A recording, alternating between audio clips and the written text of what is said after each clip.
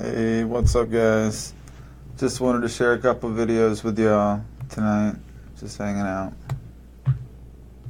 Bored.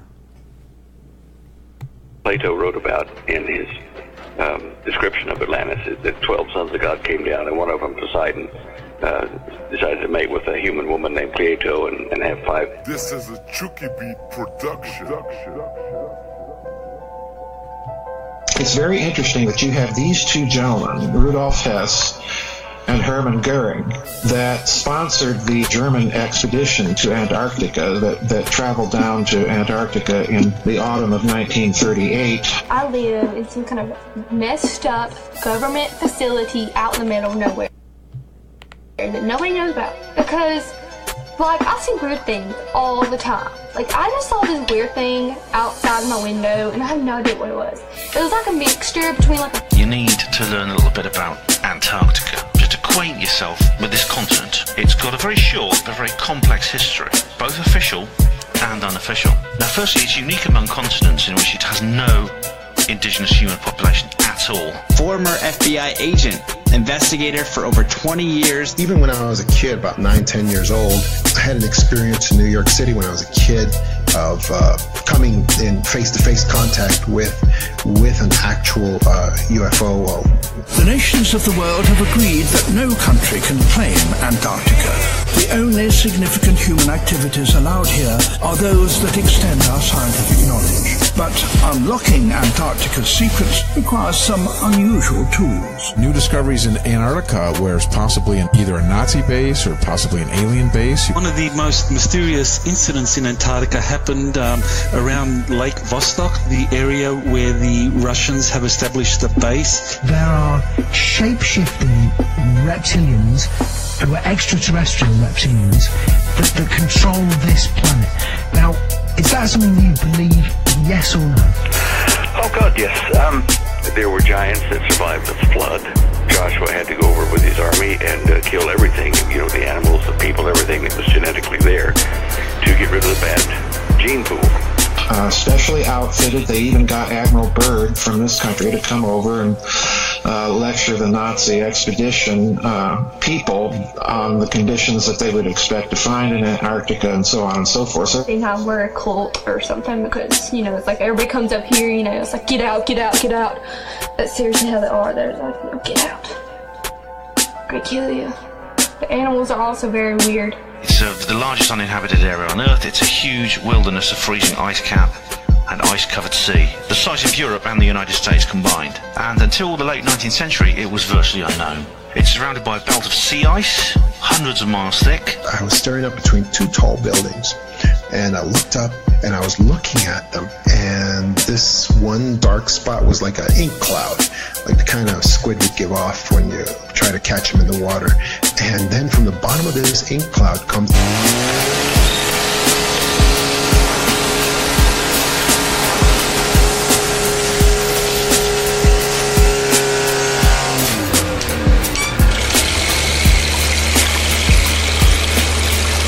down in Antarctica, when in 1999 they confirmed this huge lake underneath the Vostok station about the size of Lake Ontario, and basically what happened was that... And when you talk then to insiders who privately talk to you because they don't agree with what's going on, but are stuck inside organizations like the CIA and other groups and can't get out. He looked at some Egyptian and Chinese records about the Earth's condition when the sun rose in the west instead of the east. And I remember that there were times when twice it rose in the west and twice in the east. Of Admiral Byrd, because of course he goes down there. He returns after a few weeks, gives a very strange interview on the United States is going to have to prepare to defend itself against enemy fighters that can fly from pole to pole with tremendous speed. It's like the animals see somebody they don't know and just attack. And that's like the sweetest little animal ever. Back to the weird animals. The ones I think are from another planet. But this monkey bird thing, I don't know for sure what it was. The first landing on Antarctica didn't take place until 1895. In the succeeding 2 decades after that, much of the continental interior was explored.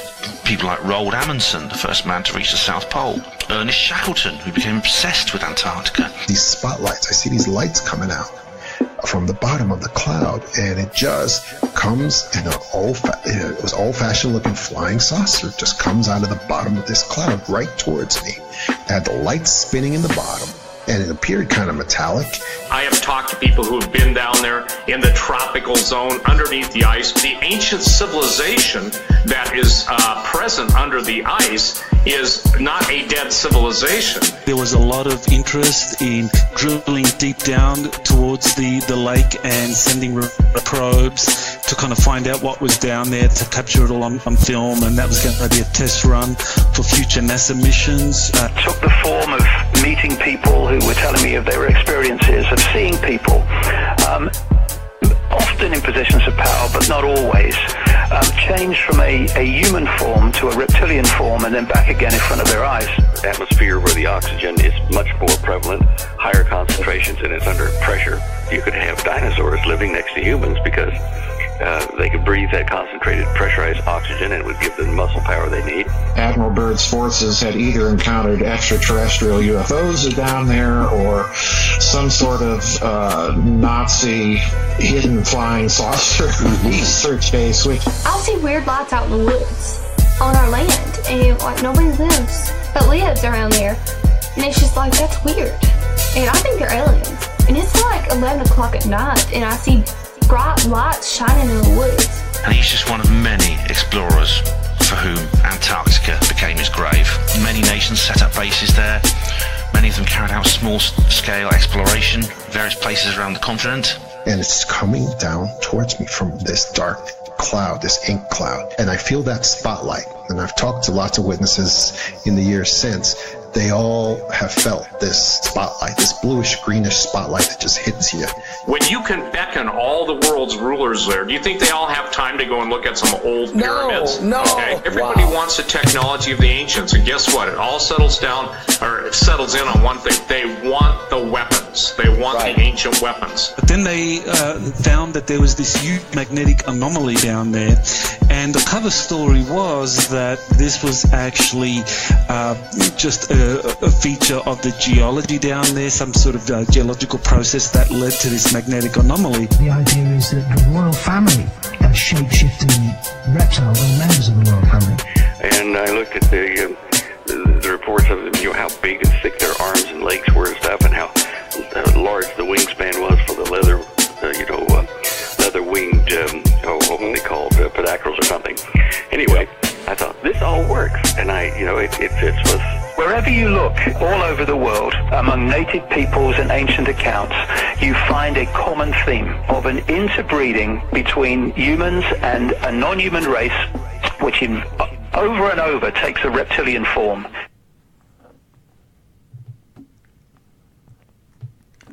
Just a crazy video I figured I'd share. Let's see here, what else we got?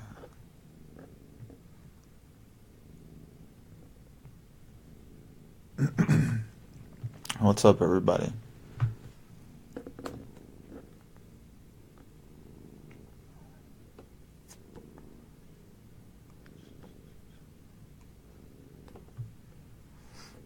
Let's check this one out.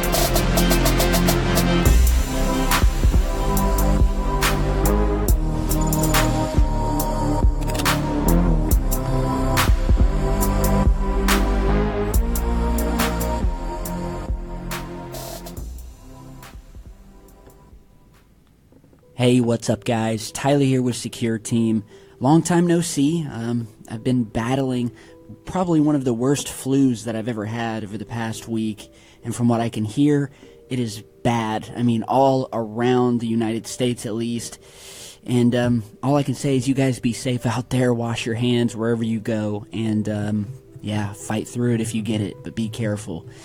So I'm going to try to get to some of the things that I've missed over the past 3 or 4 days since I posted a video. And there is a lot to catch up on, so I'll probably have to post 2 videos just to catch up.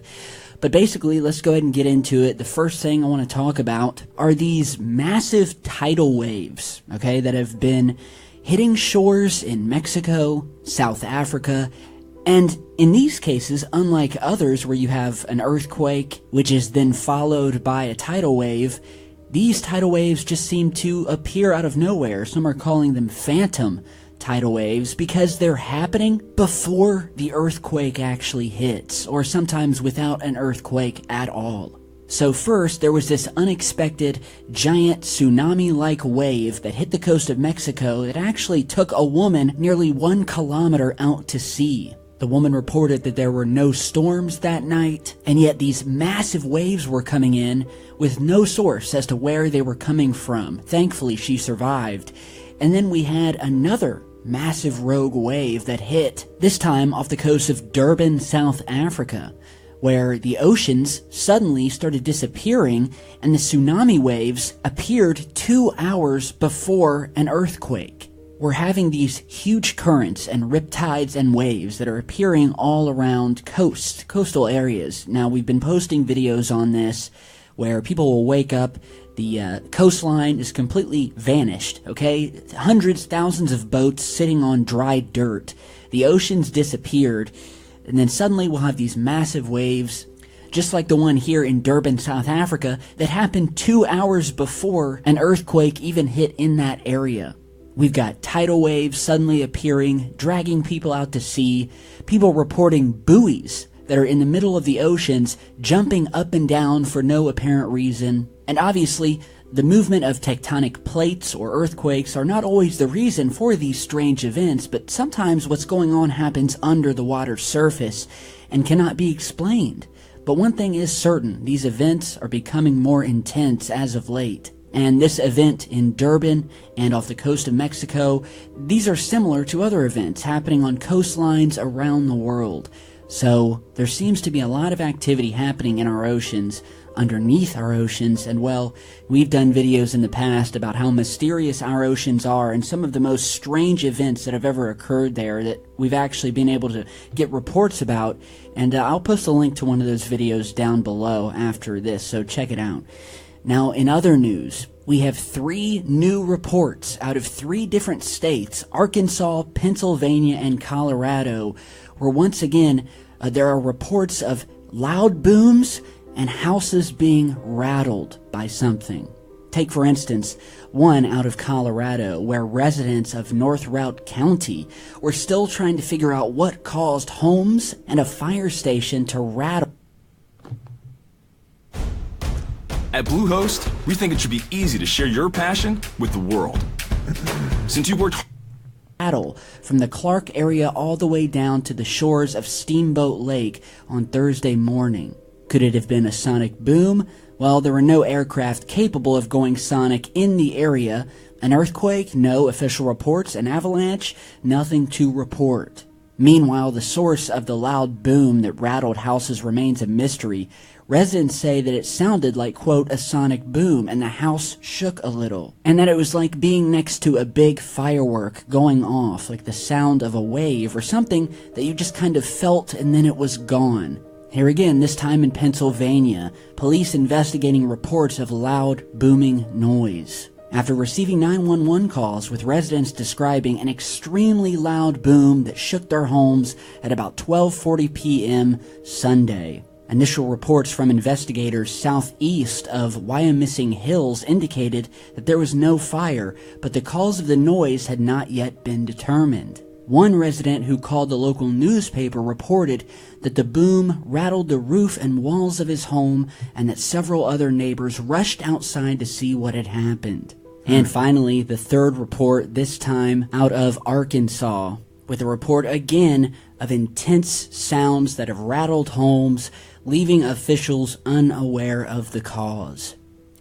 So here we go, guys. I mean, I take 3 days off, and the moment I come back, this stuff doesn't stop. It has continued. Loud booms, shaking, rattling houses, sending people outside thinking that there's an earthquake. Local officials have no idea what to tell people other than to post about it in the news, and it just continues. So what more can I say other than it almost seems like there's an escalation of activity happening with Mother Earth, and all I can do is report on it. So have you guys seen anything, similar? If so, be sure to let me know down in the comments, and send me an email about it from your local news or, whatever you find. So now in other news, we have some new UFO sightings, some mysterious sightings happening around the world. The first of which comes out of Miami, Florida, posted by Valeria Lopez, of a strange triangular formation of lights outside of their car that seemed to be sitting but slowly turning in mid-air. So check this out. For Southwest 137th Avenue towards Speedway Boulevard.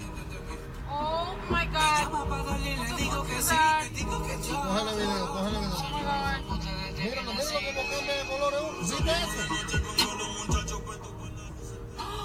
Oh my God, I'm so scared. Ay, tengo miedo. Oh my God. What the fuck is that?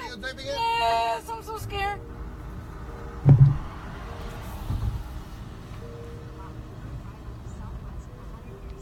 What the?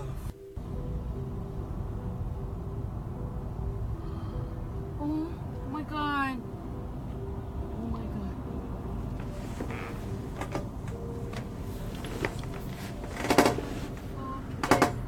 What the is that? That's crazy. Oh my God, and it turns off. Okay, so this is a really great piece of footage. We have the source of the video driving down the highway. This was actually captured back in November of 2017, but it was just posted to YouTube, where we have a clear shot over the city skyline here of this object that's just hovering quietly in the skies, one light on each corner, which is exactly what has been witnessed thousands of times with this particular type of UFO. They get some great shots here, zoomed in, zooming out. At one point, it looks as if the object is turning, which would account for one of the lights disappearing here and there. But all in all, very mysterious footage. Now, in other UFO sightings, I've been getting a lot of reports of these strange red glowing orbs being seen around the world. For instance, here is a video that was just posted by someone out of India, by Mr. Raju Hiravat, who witnessed this glowing red object moving slowly through the sky, making no sound, had no sort of flashing lights on it, just glowing red, circular in nature. Then we had another sighting, this time over Houston, Texas, of yet again another one of these strange, mysterious red orbs that was witnessed by multiple people. This is Lena, this is number 7. Let me try to zoom in. Yeah, there. I mean, they're moving fast. That's fast. Because if it was a helicopter low, you would hear something. You don't hear anything. They're all coming from the same direction. The Ellington feels that way. That's where the army base is at.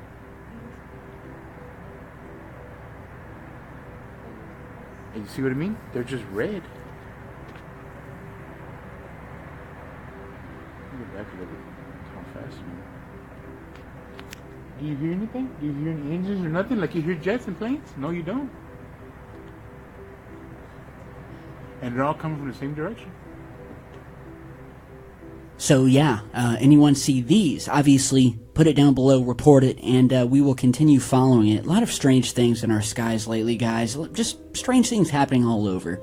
And lastly, on the topic of just mysterious things seen in the skies, here we have a new set of photographs of this black square-shaped object that appeared in the sky over Waterford, New Jersey, where the witness, who was on his rear deck, spotted what he called a very strange black square-shaped object in the sky during sunset on January 20th.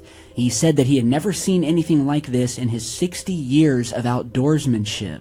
He captured several images of the strange anomaly with his Canon Digital 7-140 lens, and whether it could have been a military object or not, he submitted it to MUFON. But yeah, just strange square or diamond-shaped object, depending on how you want to look at it.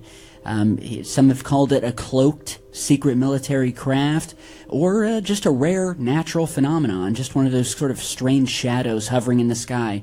One thing's for sure, though, it's really odd. I'm wondering what is creating it. But again, clouds can do some crazy things. We have the sun setting, so either way, it's really, really cool. So big thanks for submitting these. And that is all I have for you guys today. Now, as I said, I'm just getting back. That's some pretty interesting stuff for sure. Let's see if I can find something else.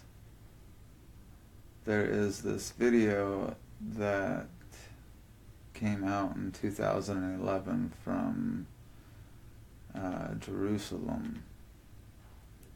Let me see if I can find it.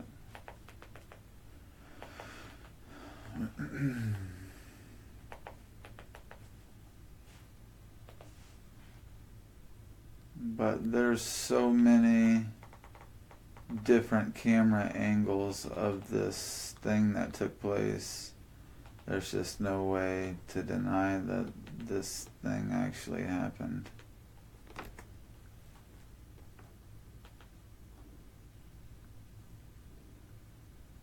We say invalids. Yeah, because you're in therapy. You're in therapy. I'd say that too. Yeah, lovely. Yeah. I think tonight's would be lovely, but... Is that UFO? Amazing. Holy shit. Oh, is that cool? You can almost hardly look at it. We've seen them in Mississippi like this, but never like never like.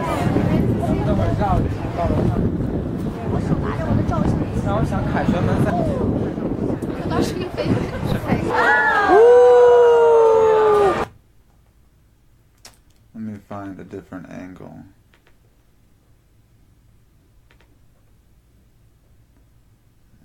There should be a couple different angles on this. Straight line to the dome. It starts as like this of the light rock up there in the sky. And we can see a man that is in front of the camera. It's a second man, and he's recording this UFO with a cell phone. We can see this cell phone above his head. At this moment, we can see how the object is coming down directly to the temple, and it stays there for 23 seconds. Both men are really amazed, sight in Jerusalem. but they continue recording. And it is important because we can see that there are two videos, and they are very coincidental. Every single analysis that has been done proves that they were recorded at the same time. We could hear the explosion of these men, the amazement of these men, and later they were able to record these fleets at night, red objects that are pulsating above Jerusalem. Whoa! We can see some details here, like this flashing of the object before it goes to the sky.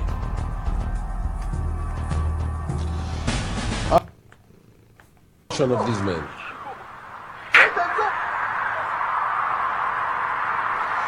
And he also can see these lights. Anyways, you get the point. There's quite a few videos of that same thing that took place. Yeah, Todd, it was good to see you too, brother.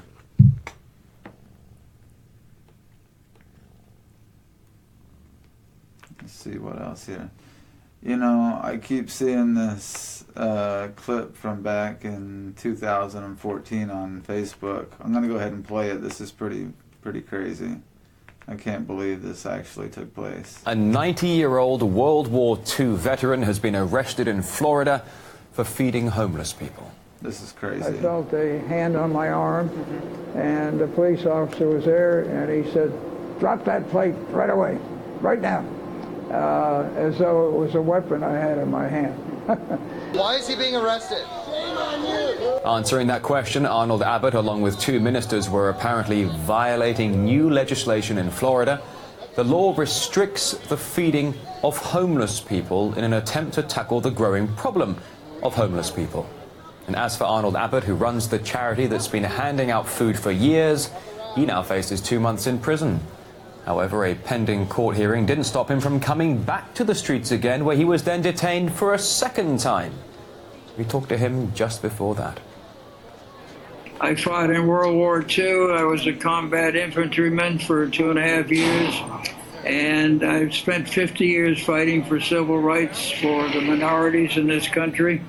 And I don't have the slightest fear of being arrested. The only thing I'm aware of and concerned about is that there will be nobody to feed the homeless outdoors, which is what I do and what I intend to keep doing as long as there's breath in my body. I have been feeding the homeless for 23 years outdoors, and they have made it impossible. And Denise Inawe, the host of the program In the Now, she also talked with one of the ministers arrested along with Mr. Abbott.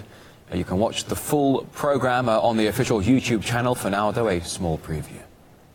Please tell us, first of all, how is it possible that this is happening?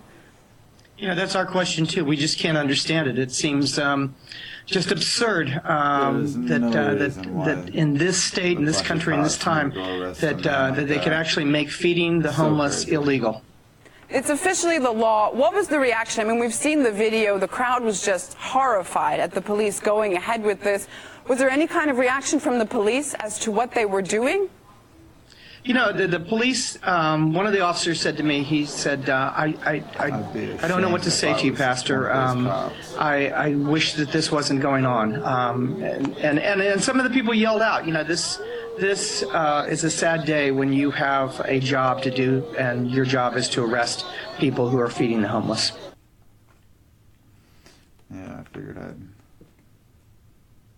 show that. Let me see if there's any other interesting videos we can watch.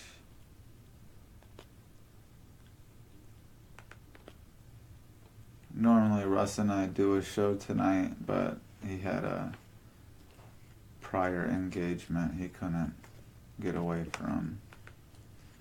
So I figured I'd just play videos and talk about nothing.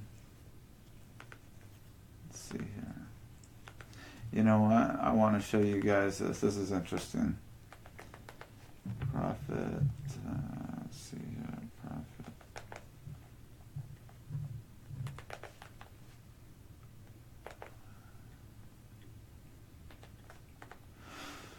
This guy, he died back a few years ago, but he went around praying for UFO sightings.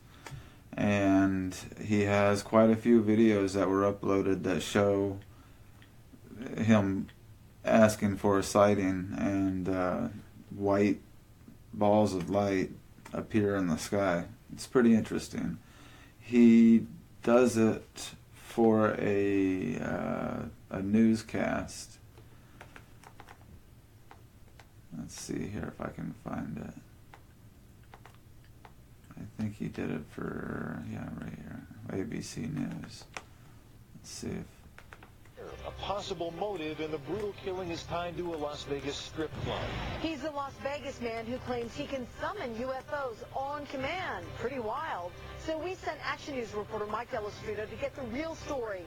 But what he found shocked everyone and could leave you wondering, are UFOs real? And forget the short-term fixes and diets that don't work. Kathy Ray has a plan for every lifestyle to help you win the battle of the bulge. Breaking news, solving problems. This is Channel 13 Action News, live at 11. Good evening, and thanks for joining us. I'm Trisha Keene. And I'm Steve Wolford. Well, let's take another trip back into the realm of paranormal tonight. Last night we had ghost hunters, now UFOs. That's right, and there is a Las Vegas guy making an extraordinary claim about extraterrestrials. So we sent Action News reporter Mike Delastrito to check it out. Mike? All right, guys, just listen up here. This guy says the Old Testament, written in Hebrew, taught him how to summon UFOs. All right, he says he can also do this on command, and he adds he's been doing it for 25 years, keeping all of it secret until now. His beams are here. They're here. They're just sitting right up there.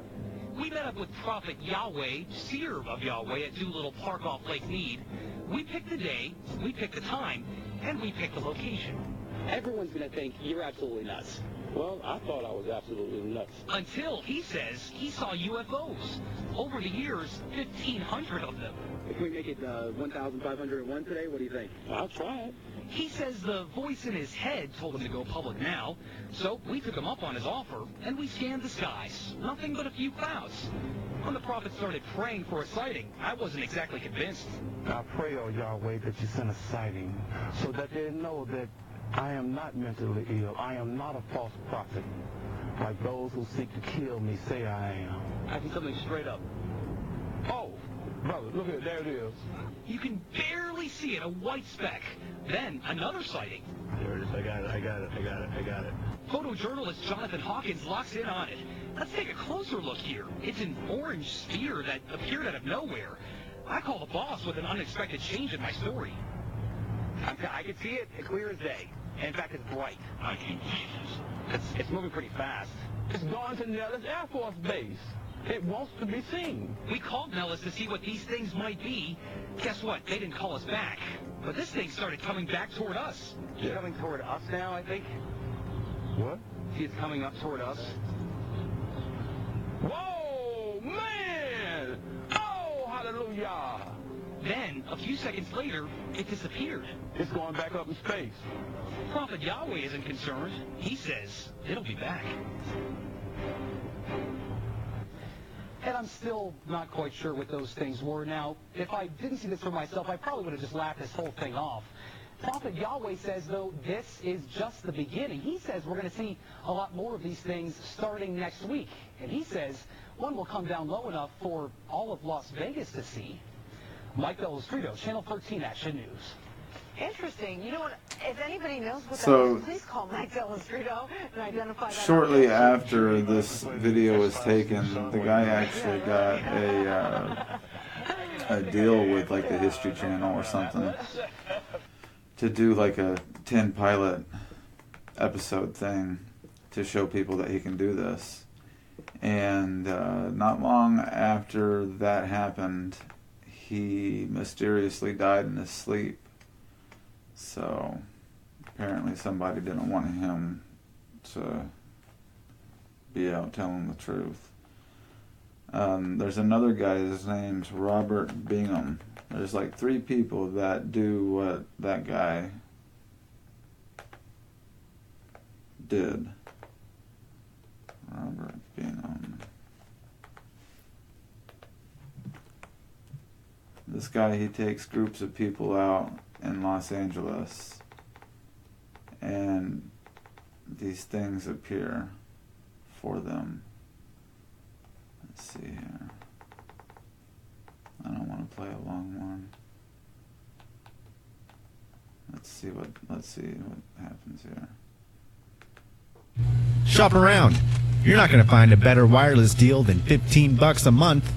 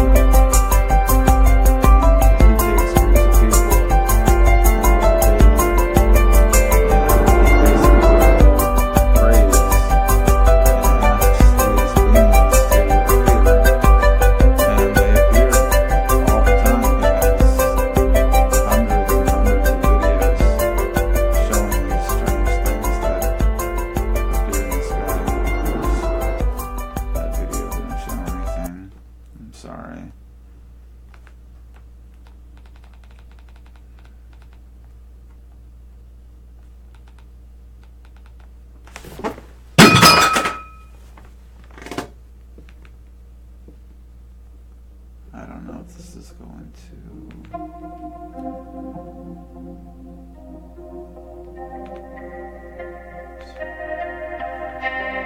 I'm going to teach you right now the 3 steps to doing a good summoning. One is to have an open heart, an open mind. Teach you how to do it. And I know it sounds crazy, but I've done this stuff before and it works.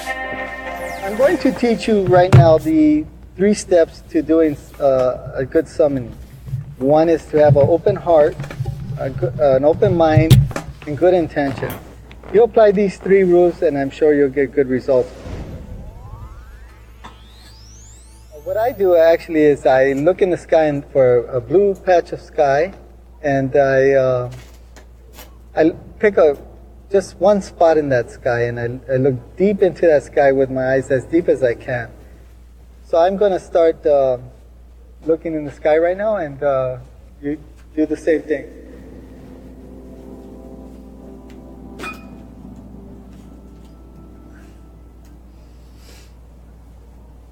And I call them at the same time I'm looking out there, project that thought, and they pick it up and they come down. We are like transmitters, and we have this ability. I don't verbally do it, I do it telepathically.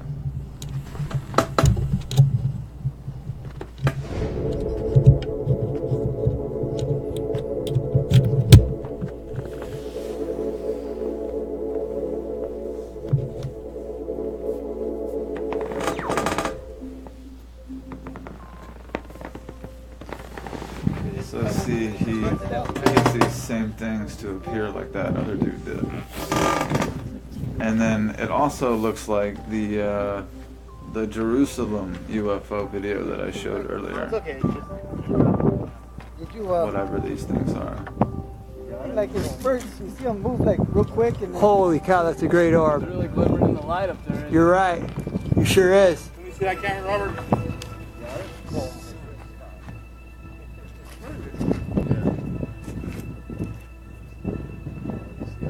Wow, he just jumped to the side. He just jumped to the side really fast. That's what I'm saying, because first, like, really quick. You still there? Yep. Yeah? He's spazzing. Where? He's got a flash right now. Oh, yeah, he's right there. Yeah, he flashed. You see it? It's crazy, isn't it? It's always been pretty simple, just going out there and applying my technique and telling them to show up, and they do show up. Yes, everybody can do summon extraterrestrials if they apply this technique. It looks like a V. Isn't it shaped in a V? Yeah. But then it has a tail at the end of it too. We are all capable of some psychic ability, except that we haven't really practiced being aware of these abilities. You're right, Jonathan. Just sitting there. Where'd it go?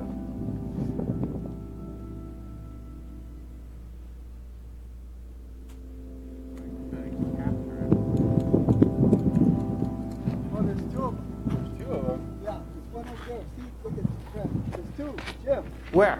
One right here to the right, about 330, 320. They're not here to harm us, as many people might say out there, so don't be afraid to spread the news and to go out there and share the news especially.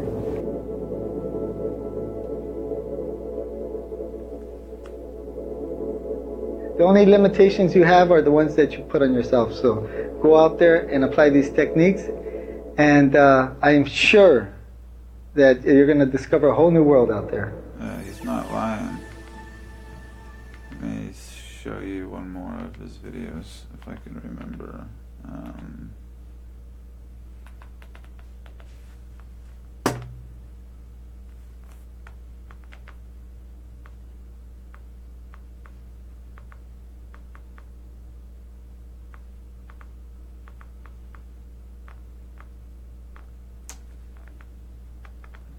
Let's see here, maybe it was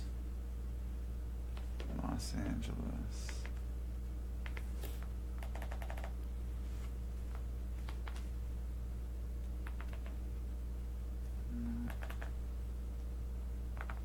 Maybe it was this one.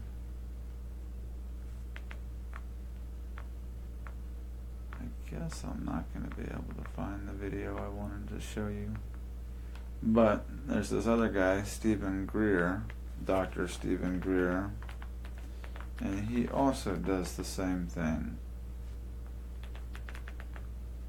I mean, maybe one dude, but not 3 guys. If there's 3 guys doing this stuff, it's real. Let's see here. He's been going around for a long time now telling everybody that the government has been hiding all these secrets about UFOs and stuff. He's got a couple cool documentaries out. I suggest you guys check them out. One's called Unacknowledged. Right there. Let me see here. I need to maybe write Summons with group. Okay, yeah, right here. Specifically as it applies to training in meditation and the phases of development for remote viewing and doing the coherent thought sequencing. So that you have a very clear understanding of it. Before we do the puja, what is that orange object? Look how beautiful. Whoa. Oh my God. Whoa, just don't pop stand too up, much. Please. Crouch down and look because you're So blocking this guy our also cameras. takes out groups of people. Wow. They meditate. Those behind me ask means for move and these stand up. UFOs to show themselves. Okay, that you see that color? Yeah. They do. No. Sometimes. Oh no. No, that's a so ship. Let's thank them for coming. Wow, and it's above the sea level. Please turn off your night scope, Charles. Off.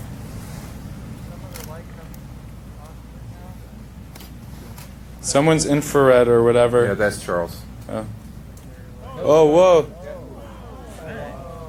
Oh, here they come. There are 2. Whoever's right in the front, if you can kind of just stay low, because your head is right. You can get on your knees in front of it. Look at this, how gorgeous. Oh my goodness. Okay, so I'm looking with the night scopes. There's no smoke, there's no trails. These are not flares. And oh my okay, goodness. let's welcome them here. Oh, they're so beautiful. They're waiting for us to arrive. Whoa. Jacques, please photograph. Yeah. All cameras should be filming. So connect to them in your consciousness and invite them here. These are the golden ones I talked about. See how gold? Because the horizon is only 7 to 10 miles depending on the conditions. So it's probably a couple miles. Everybody see them? Yeah, they're so beautiful. Let's welcome their beings on board to join us in meditation. That is such a beautiful color, so you'll never forget It's that funny. color. I don't know if any of y'all this is a know major event. about the band Tool. So we are grateful. There's So a song open your called heart chakra Rosetta and send them the Stone. beauty of humanity. And if you listen to it, you can't can understand see a word what I'm that it doing. You says. connect with your You palms have to go out in and read the like lyrics. this, and your third eye and your heart, he explains making like a that him and his tetrahedron band went out one radiating night our and did this exact pureness thing, and love towards and them. UFOs showed up above them. They emerge from the sky, but they're very, very close to the ocean. They're just hovering. They're not. Whoever's just right in front of the yellow kind of blue jacket, your head's. No, yeah, you just kind of went to go down.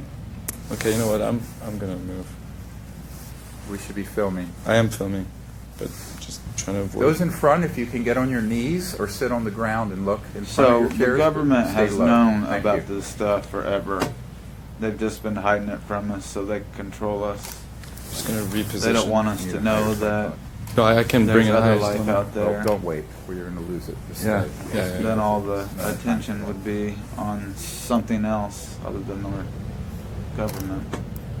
Okay, that's clear air. It just sort of vanished. The one on the right. This is what the Indians were doing. You know, if you They read stayed about pretty the much Indians, the they same were altitude. in contact So, with these lights in the sky. Let's invite them to come as close as they can. Safely. I need a time mark. Cam, time? 9:15. 9:15. So the mark time. 9:15. 9:15. Oh, that's gone into the ocean. See what it did? Okay, there is still an object there. Very faint, so I can see with the a nice point there. You can even see, let's see here, Christopher Columbus. Let's see.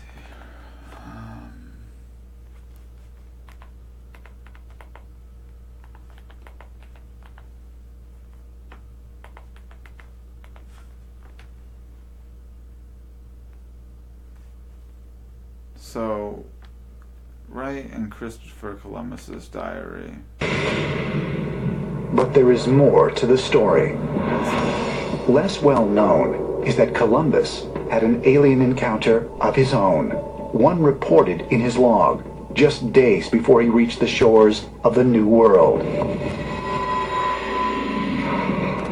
At about 10 p.m. on the 11th of October, 1492, the anxious explorer was on the deck of the Santa Maria when he saw a light glimmering at a great distance. Columbus wrote, "The admiral, standing on the quarterdeck, saw a light. Calling to Pero Gutierrez, he told him he saw a light and bid him look that way, which he did and saw it. The admiral again perceived it once or twice, appearing like the light of a wax candle, moving up and down. Summoning another member of the crew, the two watched as the light vanished and reappeared repeatedly." Seeing lights in the water isn't really an anomaly. We all know that certain kinds of underwater life give off lights. But this light actually traveled along with the ship. Columbus noted in the log a glowing object rise out of the water and head off into the atmosphere. What did Columbus see? A phosphorescent sea creature? An hallucination? Or was it something more? Something from out of this world? What did Columbus's men see? What they saw was a luminous object that upon breaking the water's surface became a UFO. To UFO researchers like Bill Burns, Columbus's sighting is significant, not only because of when it occurred, but also because the object was spotted coming out of the sea, ruling out the possibility that what he saw was a comet or a shooting star. What's intriguing is that this was in what we call today the Bermuda Triangle. The Bermuda Triangle, that area, particularly off of Bimini and the Bahamas, may in fact be, and I'm way out on a limb here, colony headquarters. Underneath that, your UFO goes down into the water and then into a subterranean. What better position would be to monitor South America, Middle America, Egypt than the Caribbean? Many people believe that it's possible that UFOs could have established bases on the seafloor. To some extent, it's true that we know more about the moon or some parts of outer space than we do about the deepest parts of our own oceans. This event is extremely important because it is the world's first recorded event that illustrates the appearance of UFO as object emerging from the water. If Columbus's sighting was so extraordinary, why do we only find record of it in his log? Some believe another account of this event exists in the official records of the Spanish Inquisition. UFO researcher Maximilian de Lafayette claims that Columbus's shipmate, Pedro Gutierrez, reported him to the Inquisition after hearing Columbus describe the lights in the sky as resembling the Jewish menorah. When they went back to Spain, Gutierrez went directly to the infamous Inquisition. This is the Catholic organization created by the Vatican to persecute and kill the infidels. The infidels means Jews, the Muslim, and Christian who are not Catholic.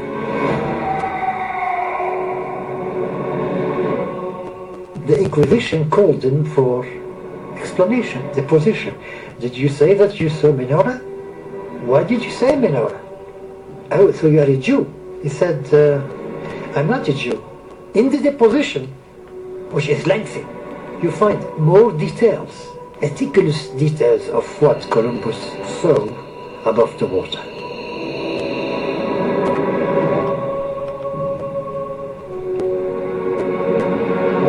The file of the Inquisition is in the vault of the Vatican. And good luck if you can go to the secret file of the Vatican and try to dig for a document as explosive as this one. So, Christopher had In the decades after the Washington sighting himself. You know, even John Lennon. Look what John Lennon has to say. I don't know if you guys remember this guy. UFO.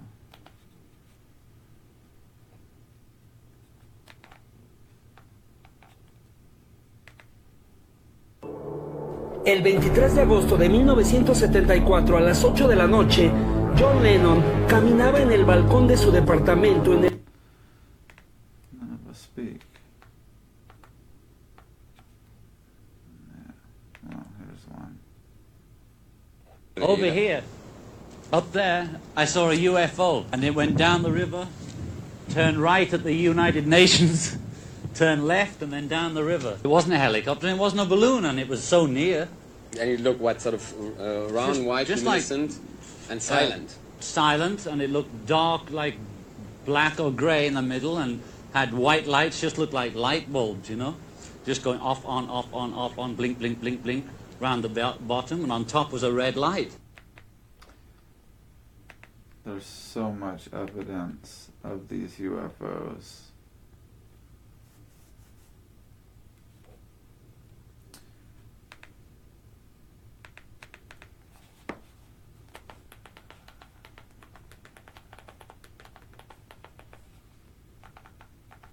This is actual footage. A mass sighting of UFOs over the White House's no-fly zone airspace prompted a counterattack from the U.S. Air Force.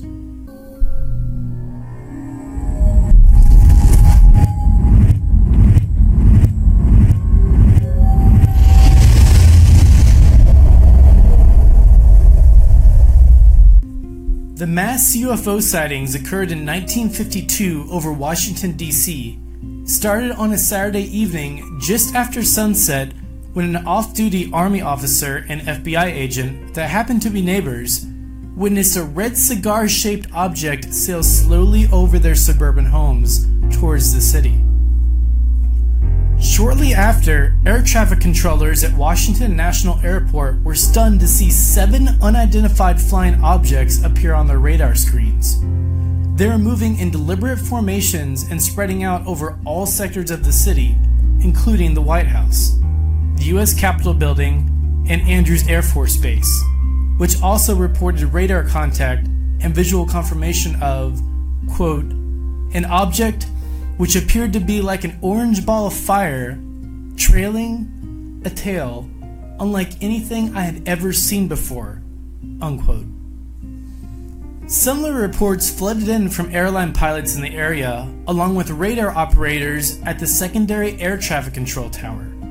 By sunrise, the UFOs had vanished, and the news spread throughout the world. Then, 1 week later, they reappeared again. This time, the Air Force was ready, but military attempts to intercept were unsuccessful. Every time a jet fighter drew near, the glowing objects would fly away at incredible speeds, measured on the radar to be over 7,000 miles per hour. One pilot reported pursuing 4 glowing white objects at 400 miles per hour, his maximum speed, when they suddenly turned and surrounded him. He radioed the control tower for instructions and received only stunned silence in reply, before the 4 UFOs harmlessly sped away.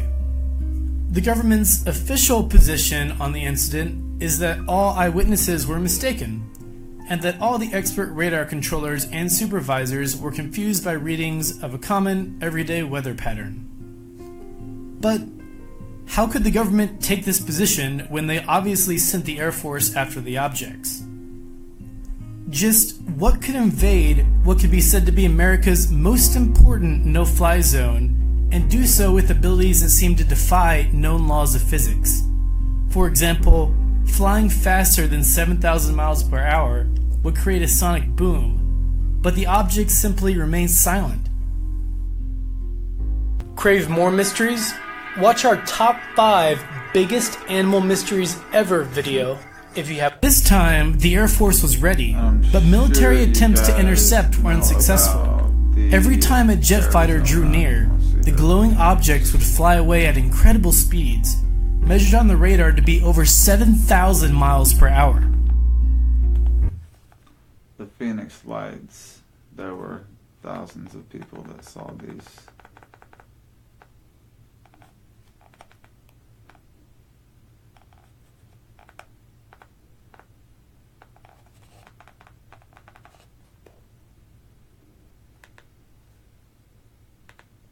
Major sighting here. I got 4 of them. Major sighting here. It is the most famous so-called UFO sighting in the world, the Phoenix Lights, and it happened right here in Arizona. Can you believe it's been 17 years? Hard to believe, and it seems like each year something new emerges. Tonight, a new witness describes why she and thousands of others never grabbed a camera that memorable night. Take a look at this. To this day, there are only 4 known videos that capture what happened in the sky over the Phoenix area on March 13, 1997. Each one shows the same thing, a pattern of lights that blink on for a few minutes, then disappear from the night sky, but not from our memories. I was never a watcher for UFOs. I've never gone outside and looked or telescoped. Sue Watson knows those lights are only part of the story. It came over the hump of the mountain. Evidently, what we saw that night was one of the biggest and most reported UFOs ever. This brand new computer animation comes closer than ever before to explaining what Sue and hundreds, maybe thousands of others saw that night. It is from an upcoming film called Prescott Witness. Reports came in from all over Arizona, an enormous craft that flew over the entire state, north to south and back again, right over metropolitan Phoenix. Black as night, more silent than a whisper. Every witness describes it the same way. This is the biggest. This is like a mall flying over my home.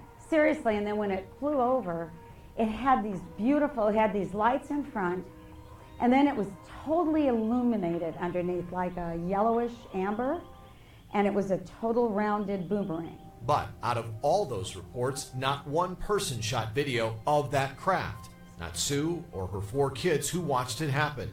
All they have is her drawing. I didn't want to stop watching it, and then by the time I got out with a camera, it passed our house, and we kept watching it over our roof and going south, and by the time I had the camera, it shot off. I got 4 of them. Major sighting here. And so we are left with these images, which the military and many others say are just flares used for target practice that night.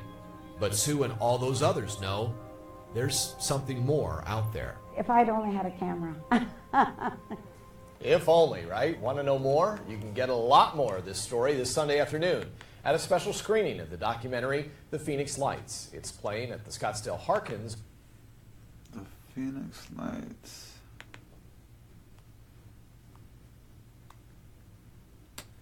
Let's see here, what else can we play here?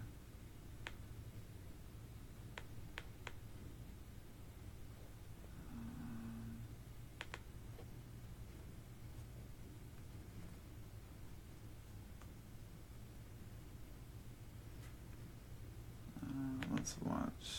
Let's see here.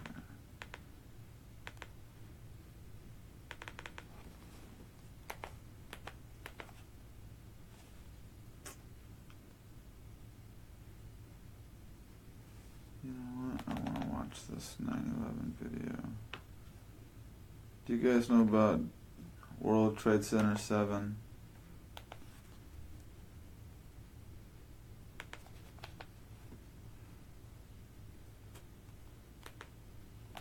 I'm sorry, WT7.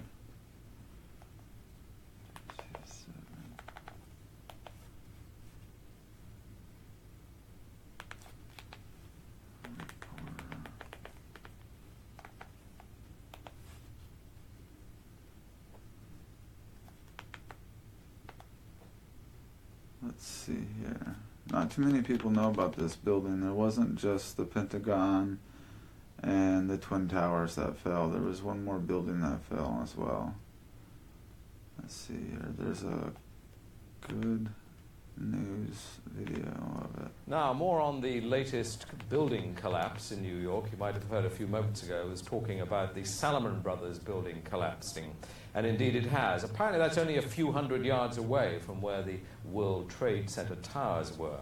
And it seems that this was not a result of a new attack. It was because the building had been weakened during this morning's attacks. We'll probably find out more now about that from our correspondent, Jane Stanley. Jane, what more can you tell us about the Salomon Brothers building and its collapse? Well, only really what you already know. Details are very, very sketchy. There's almost a sense downtown in New York behind me, down by the World Trade Centers, of just an area completely closed off as the rescue workers try to do their job. But this isn't the first building that has suffered as a result. We know that part of the Marriott Hotel next to the World Trade Center also collapsed as a result of this huge amount of falling debris from 110 familiar New York skyline, a symbol of the financial prosperity of this city, but completely disappeared now, and New York is still unable to take on board what has happened to them today. Presumably there were very few people in the Salomon building when it collapsed. I mean, there were, I suppose, fears of possible further collapses around the area. It hasn't even collapsed That's yet. what you would hope, because this whole downtown area behind me has been completely sealed off and evacuated, apart from the emergency workers. That was done by the mayor, Rudy Giuliani, much earlier today, because of, course, the dreadful collapse of the Twin Towers of the World Trade Center. But New York, very much a city still in chaos. The phones are not working properly, the subway lines are not working properly, and we know that down there near the World Trade Center there are 3 schools that are being turned into triage centers for emergency treatment. And I know that over in New York Harbor, where the famous Statue of Liberty is.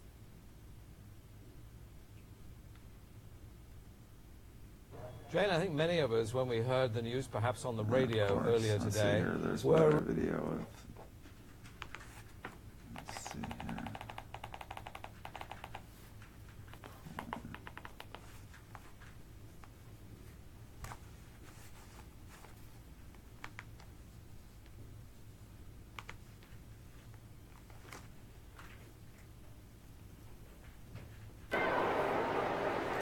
So they say that this building fell because of the Twin Towers falling.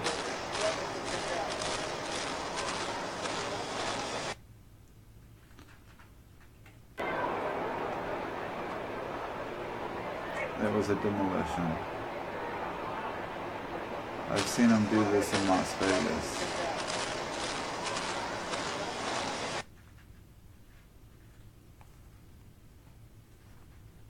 Pull it. And they made that decision to pull, and then we watched the building collapse. Let's see if I'm trying to find an actual video of it falling. Trade Center. There used to be a lot of them.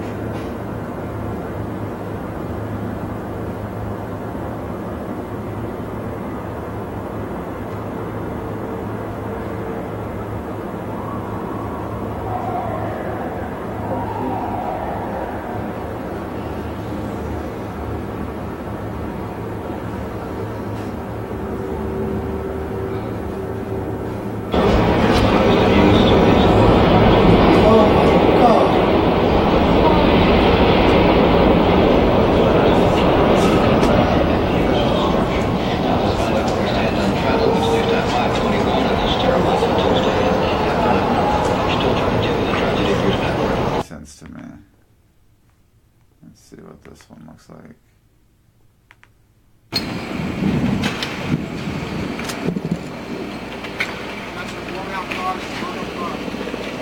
Building 7 in the World Trade Center complex is on fire and has either collapsed or is collapsing.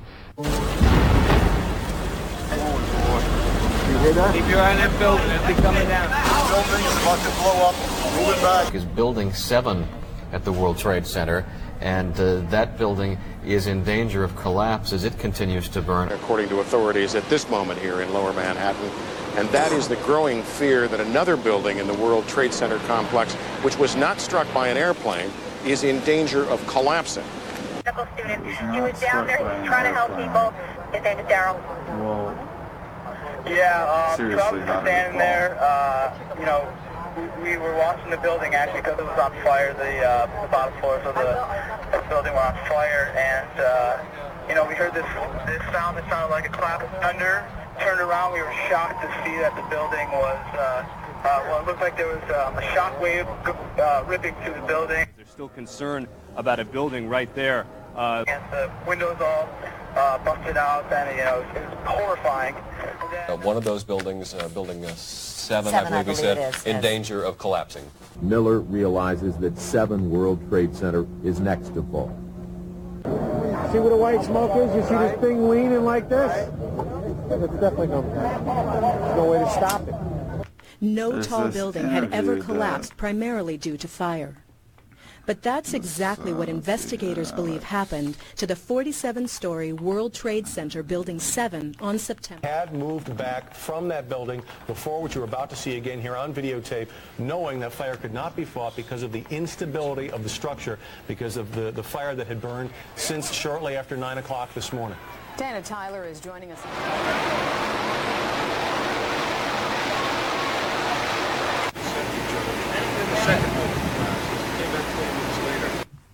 Let's see if I can find this. This is a good video. This guy's cool. Hi, Michelle. I see ya.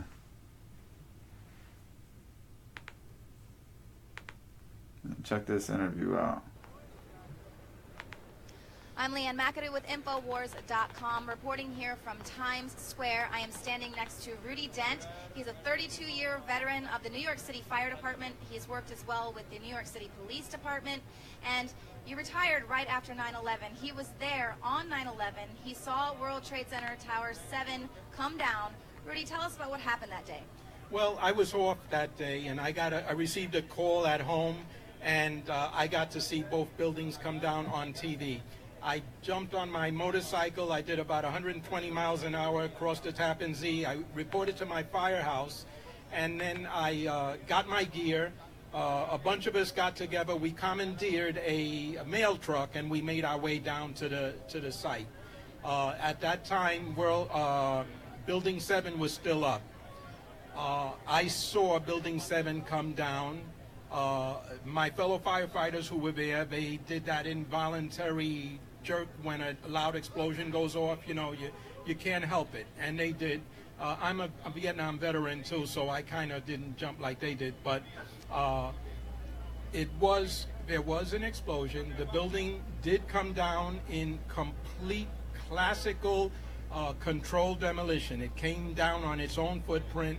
There's no question about that. As a matter of fact, Richard Gage from Architects and Engineers has completely handled that from his area of expertise. Okay. Now, we heard rumblings, things that the fire department was saying that they were overhearing Larry Silverstein talking to his insurance company of whether or not he should have the building pulled. In your professional opinion, was the building pulled? Well, let me say this. In the New York City Fire Department, as I said, I had 32 years there. I was a chauffeur, and I was also a trained fire marshal. A fire marshal is considered an expert witness in court. He's like a forensic detective. He has the power to administer the oath, take testimony, and issue a subpoena. That's a lot of power. And he's a highly trained investigative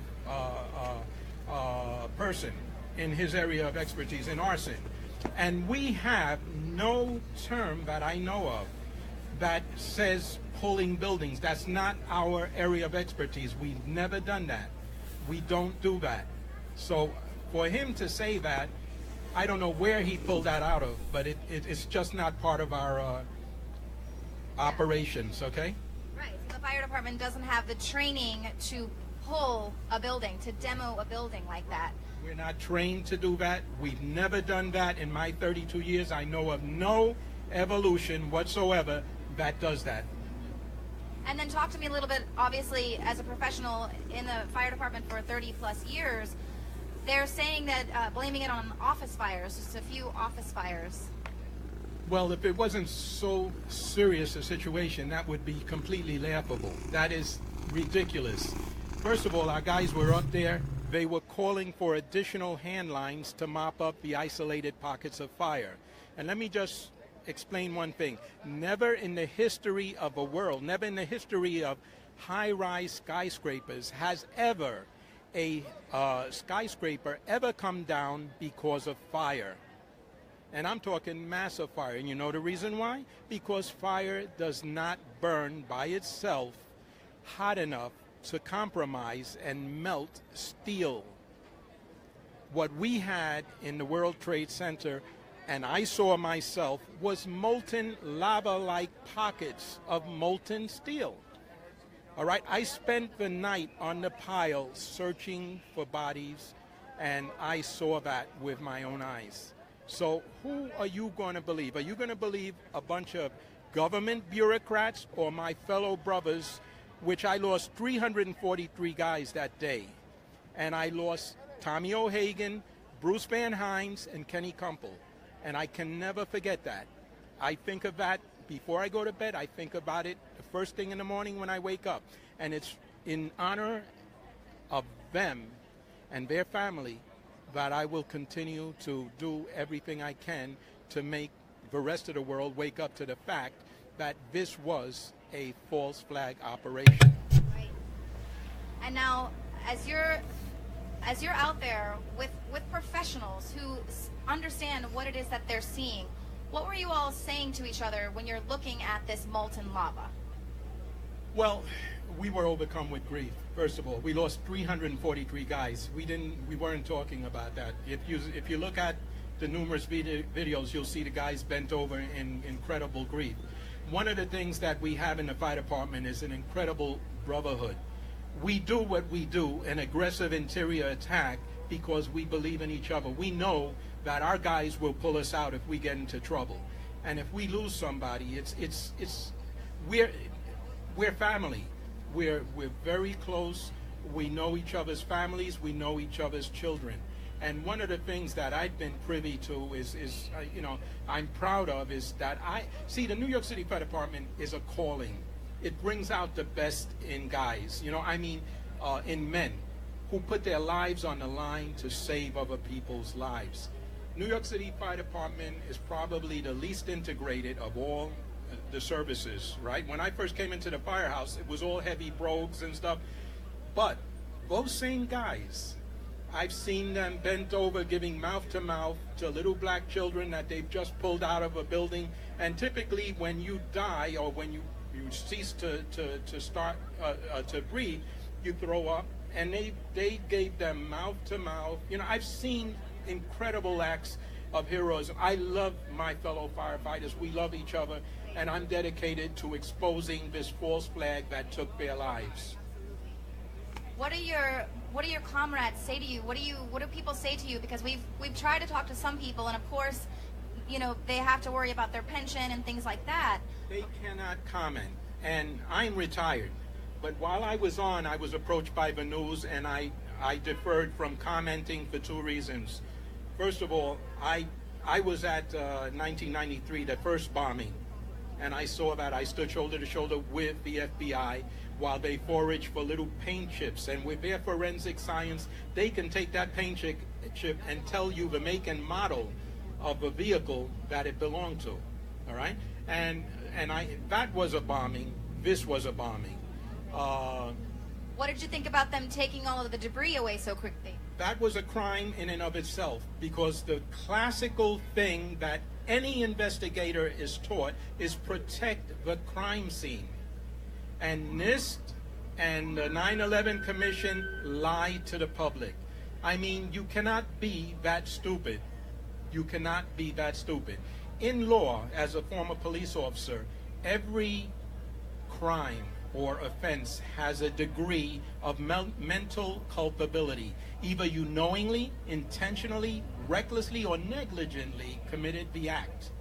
And the mere fact that there were obviously, the definition of a conspiracy is when two or more people acting in concert knowingly commit an offense or a crime, all right?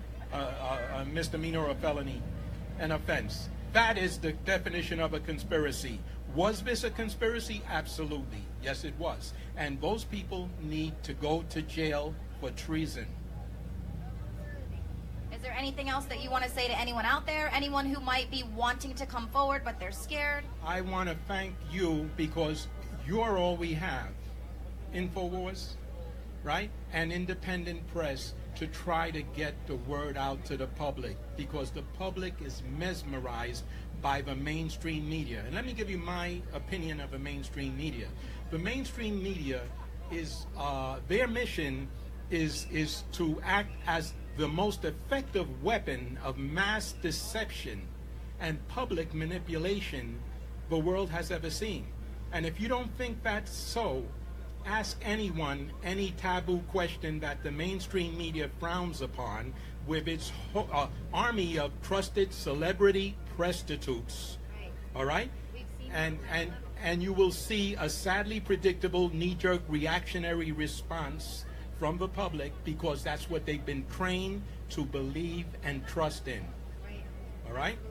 Well, we are very glad that you took the time to speak with us to try and help break through that paradigm. We see, you know, here it is, it's very much like They Live all around us with all this programming and just consistent programming with the ceremony. And we're just so thankful that people like you aren't afraid to speak out, aren't afraid to be laughed at, aren't afraid to be, you know, your friends say, what are you doing, man? Come on, maybe disrespectful. Well, I think times are telling, because, as you know, my name is Rudy Dent. I did an interview with Ludowski, yeah. And that interview got over 51,000 views and still climbing. It got over 1,500 likes, and it only got 32 insults. Right. All right? The so people, that's not bad. They're ready for the truth, and they can think, you know, 13 years, people are going to forget. We will never forget. We remember. You remember this. The founding fathers were up against impossible odds. They were up against King George III, upon whose holdings the sun never set. They were only 4%, and look what happened. Absolutely. America. Yep. Thank you so much. Okay. He's got a good Liam point McAdoo there, and it reporting needs from to happen again. Night, Michelle.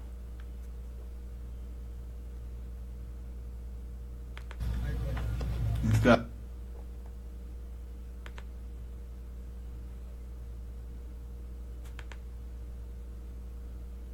Just a quick heads up, this video is not going to be appropriate for children or work, so here's my quick NSFW alert. So if you're at work or there are kids around, just turn it off and come and watch it later, or turn the volume way, way down, because, well, you'll see here in 3, 2, 1, CNN is now recommending that you allow other men to have sex with your wives because it'll help your marriage. I assure you this is a real story on CNN's website. This isn't a hoax or a satire. Cuckolding can be positive for some couples. Cuckolding, or cuck for short, is a man whose wife has cheated on him, and not only does this article say that that can be great for your relationship, but it actually says that you should watch your wife having sex with other men, because that'll be good for your relationship too. The article starts off saying, in our current political climate, the term cuck, short for cuckservative, I'm sorry, it's short for cuckold, as I just said, it has become an insult of the so-called alt-right, aimed at men they view as spineless and emasculated. The slur has its roots in the concept of cuckolding, or having an adulterous partner. So if you call someone a cuck, you're a racist, alt-right neo-Nazi. Oh, okay, thank you, CNN. But according to a recent study, acting on cuckolding fantasies can be a largely positive experience for many couples. and hardly a sign of weakness. Cuckolding has become fetishized into a powerful sexual fantasy for some men who get aroused by the idea of their romantic partner engaging in sexual activity with someone else. We're hearing more and more about it these days, and more people are rejecting the social stigma against this fantasy. It goes on to say that some loser who wrote a book about how great this could be for your relationship surveyed thousands of Americans and found that 58% of men and about a third of women had fantasized about cuckolding. I'm sorry, but surveys on sex don't count when you take them in communities infested with perverts like West Hollywood or San Francisco. Oh, hey, Bill, how was your weekend? Oh, it's pretty good. I got a new tile floor installed in the kitchen, and then little Timmy and I finished his Pinewood Derby car for the Boy Scouts. How was yours? Well, I saw on CNN that if you let other men have sex with your wife while you watch getting cuckolded, that it can be very beneficial for your relationships. So we went over to Mr. Johnson's house across the street, all snorted a bunch of coke, and then I watched him bang my wife. Okay, I gotta go. I think the burgers are ready. I'll talk to you later. This has to be one of the most overt examples in modern history of mainstream media trying to normalize the most sexually depraved and perverted behaviors, really not only just known to man, but known to nature. I'm sorry, CNN, but I've never met a happily married couple who said that the secret to their successful relationship is swinging, cheating, or carrying out cuckolding fantasies. Check out the caption under this nice, happy three-way couple. Acting out adulterous fantasies may strengthen a relationship, as counterintuitive as it may sound. Yes, CNN, engorging on pizza and ice cream every night before bed can help someone lose weight, as counterintuitive as it sounds. Visiting an ATM and then burning that cash in your fireplace may help you become rich, as counterintuitive as that sounds. I guess us Christians have got this whole monogamy and marriage and till death do us part thing all wrong. I guess the secret to successful relationships is to let your girlfriend or wife have sex with other men. Many liberals today literally make the residents of Sodom and Gomorrah look like Puritans in comparison. And it's only going to get worse. It's only going to get weirder. As the Bible prophecy says, in the end days, what's evil will be considered good, and what's good is considered evil. And I can't think of a more clear example than this bizarre, satanic article from the Cuck News Network. Oh, and by the way, one of the people behind this new study is Dan Savage, the infamous anti-Christian gay extremist. By the way, if you find value, insight, entertainment, and education in my videos, I hope you'll support me. Mark Dice, he's a character. I like him. Let's see here. I'm getting pretty tired, guys. I think I'm about to close it up for tonight. We've already watched a whole ton of videos. Let me see here. One more. I actually want to show you this skull and bones ritual footage. They got caught. So our presidents, or a few of them, have gone to this skull and bones fraternity, and they were made to do rituals like this.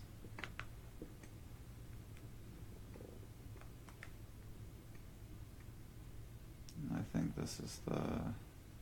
yeah, this is... He's come pretty close. She was part of a team that successfully recorded part of the initiation ceremony that takes place in the tomb's courtyard. Okay, you have the doorway here. Yeah. Okay, then to the right you have a hedge, and then you have an evergreen tree. If you follow that line straight back, courtyard's in there. Ah, okay. So that's where they have the ceremonies in the outdoor part of it. Part of it was indoors, so we only got to see the outdoor part. Right. We only got and to listen to the outdoor part. God only knows what went on indoors. And what did you hear? What was it you know? You managed to get this unique it was disgusting. It was gross. I mean, they were pretending to murder people. And what was the tone of it, though? Was it jokey, or was it quite... No, it wasn't jokey at all. It was sick. It's about the only way I can describe it. It was sick.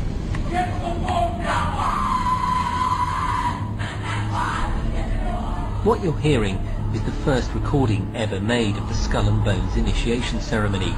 It has never been broadcast before.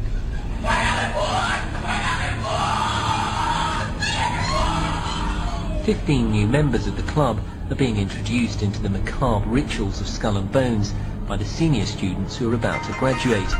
The club has what some might see as a strange fascination with death, skulls and bones. There's the chants too, difficult to hear first of all, but including the devil equals death and death equals death.